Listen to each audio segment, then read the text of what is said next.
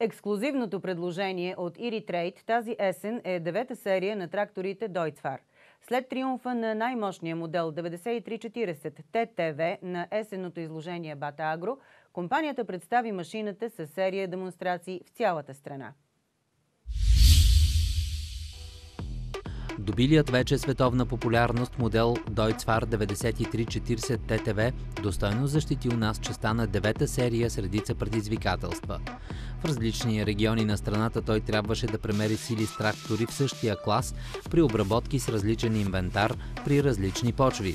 Според екипа на фирма Iritrade, официален вносител на бранда, това е най-добрият и обективен начин земеделските производители да се запознаят с техническите характеристики и производителността на машината. Поредното агрошоу се състоя край софийското село Кубратово. Това вече е трети открити ден, който ние правиме след изложението Bata Agro. Основният акцент е новата 9-та серия на Deutz-Fahr, марката, която представляваме в България.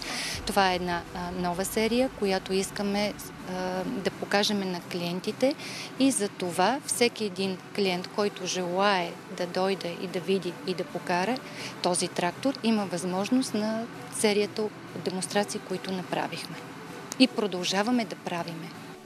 Край село Кубратово най-мощният в серията модел демонстрира завидна лекота на работа и прецизна почва обработка. В момента, например, сме свидетели на оран, която правиме дълбока оран с 7 тела по тази демонстрация, която правиме в Софийските полета.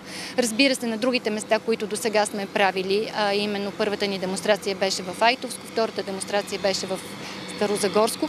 Там също имаше, освен оран, имаше други допълнителни обработки, имаше с продълбочител и защо всичко възможно, което в момента можем да покажем на полето с новия модел трактор. Свидетели сме, че тук почвите са доста тежки. Как се справя тракторът? Да, наистина тук са, бих казала, едни от най-тежките почви. Смятам, че тракторът се справя перфектно, не само аз.